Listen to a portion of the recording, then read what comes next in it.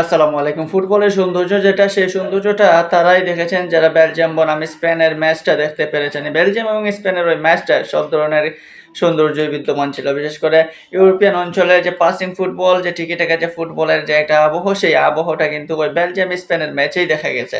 বেলজিয়ামের দুর্ভাগ্য যে তারা শেষ পর্যন্ত হেরে গেছে স্পেনের এই টিকি-টাকার কাছে। স্পেন দারুণ ফুটবল খেলেছে। সবসময় তারা তাদের নিয়ন্ত্রণে বল রাখার চেষ্টা করে এবং সেই বল রাখার নিয়ন্ত্রণের চেষ্টাটাই তাদেরকে শেষ পর্যন্ত জয় এনে দেয়। তাছাড়া তাদের একজন লাকি প্লেয়ার রয়েছে, আর সেটা হচ্ছে ম্যারিনো, মাইকেল ম্যারিনো। ওই ম্যারিনো পর্তুগালকেও রাউন্ড অফ 32-তে 91 মিনিটে উঠে গোল দিয়ে পর্তুগালকে বিদায় করে দিলেন। এবার বেলজিয়ামকেও সেম কাজ করলেন। 88 মিনিটে তার গোলের বিনিময়েই কিন্তু স্পেন দুর্দান্ত জয় পায়। 2-1 জয় নিয়ে শেষ পর্যন্ত মাঠ ছাড়ে মাইকেল মেরিনো। এখন পর্যন্ত যে দুইটা ম্যাচ খেলছেন, সে দুইটা ম্যাচে দেখা যাবে যে পর্তুগালের সাথে 85 মিনিটে তিনি মাঠে নামলেন এবং পর্তুগালের সাথে তিনি 86 মিনিটে মাঠে নামলেন এবং স্পেনের সাথে নামলেন, বেলজিয়ামের সাথে নামলেন 85 মিনিটে। দারুণ একটা সাব বলতে হবে কোচ লুইস ফুয়েন্তের, কারণ ওই মেরিনোকে সাব হিসেবে নামিয়েই কিন্তু তিনি দুইটা ম্যাচেই জয় পেলেন। এখন তাদের প্রতিপক্ষ সেমিফাইনালে ফ্রান্সের শক্তি সম্পর্কে সবারই জানা, আর ফ্রান্সের সাথে স্পেনের লড়াইটা বহু পুরনো এবং সেখানে জয়টা স্পেনেরই পালে বেশি। তবুও সেমিফাইনাল বলে কথা, সেখানে যে নার্ভ বেশি ধরে রাখতে পারবে সেই জিতবে। যাই হোক, ওই ম্যাচের কথা পরে না হয়ে বললাম, কিন্তু গতকালকের ম্যাচে বেলজিয়াম এবং স্পেনের ম্যাচের দিকেই যদি তাকাই, তাহলে এখানে যেমন মেরিনো একজন লাকি প্লেয়ার, ঠিক তেমনি কুবার্সি ছিলেন জ্বলন্ত একটা আগুন।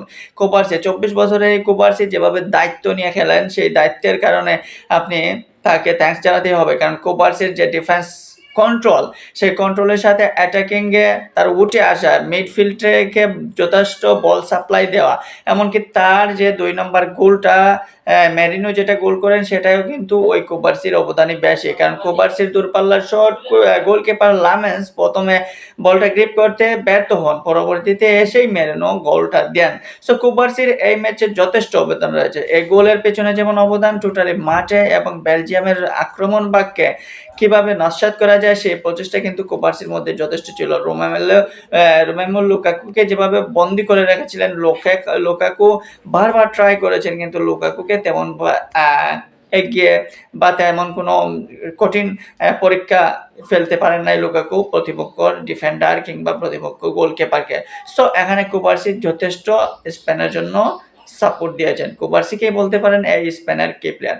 কুবার্সি কিংবা মধ্যমাঠের রদ্রি, তাদের পারফরমেন্স ছিল দারুণ। ওই পারফরমেন্সের কারণে স্পেন তাদের সুন্দর ফুটবল খেলা দেখিয়ে শেষ পর্যন্ত জয়টা পেয়ে যায়। অপরদিকে বেলজিয়াম একজন আনলাকি একটা দল। এই বেলজিয়ামের সোনালী প্রজন্ম হয়তো এখানেই শেষ হচ্ছে, কারণ এই বিশ্বকাপ পরে লুকাকু, ডি ব্রুইনা কিংবা কোর্তোয়াদেরকে হয়তো বেলজিয়ামের দলে আর দেখা যাবে না। কিন্তু এই বেলজিয়াম 2014 বিশ্বকাপ থেকে শুরু করে এখন পর্যন্ত সব ধরনের প্রচেষ্টা করেছে বিশ্বকাপে ভালো করার জন্য, বিশ্বকাপে ট্রফি জয় করার জন্য। এবারের দলটাই দেখুন, এবারের দলটাই পারফেক্ট ছিল। এবারের দলে সব ধরনের কোয়ালিটি সম্পন্ন প্লেয়াররাই ছিল, কিন্তু তাদের ভাগ্য তাদের ছিল না। শেষ পর্যন্ত তারা ট্রাই করেছে, শেষ পর্যন্ত তারা চেষ্টা করেছে যে একটা গোল দিয়ে হলেও ম্যাচটা ট্রাই করা যায় কিভাবে। ড্র যদি হয়ে যেত তাহলে হয়তো ট্রাই ব্রেকারে যেত। অপরদিকে লামেন্স একটা সুযোগ পেয়েছিলেন। টিবু কর্তোয়ার হঠাৎ করে ইনজুরি, টিবু কর্তোয়ার পায়ে টান মারলো, তখন তিনি নাকি ডাগ আউটে কোচকে বলেছিলেন যে তিনি গোল কিপিং করতে পারবেন, শুধু দূরপাল্লার শট ব্যতীত দূরপাল্লার শট মারতে পারবেন না।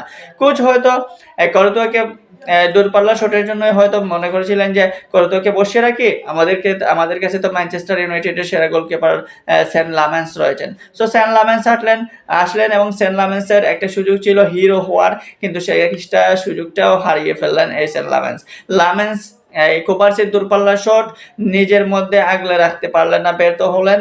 দ্বিতীয় প্রচেষ্টায় চেষ্টা করলেন, কিন্তু মেরিনো সেটা গোল দিয়ে দিলেন। লামেন্সের এই একটা ভুলে শেষ পর্যন্ত বেলজিয়ামকে মাঠ থেকে বের করে দেয়। সো এই হতভাগাই বলতে পারেন আপনি কর্তোয়াকে, বা দুর্ভাগ্য বা আনলাকি যেটাই বলেন না কেন, এবং লামেন্সের এই সুযোগ হারানোটা সত্যি বেলজিয়ামের জন্য কাল হয়ে দাঁড়ালো। যাই হোক, দারুণ একটা উপভোগ্য ম্যাচ হয়ে যায়। এখন দেখা যাক সেমিফাইনালে স্পেন কেমন করে ফ্রান্সকে রুখে দেয় 15 তারিখে।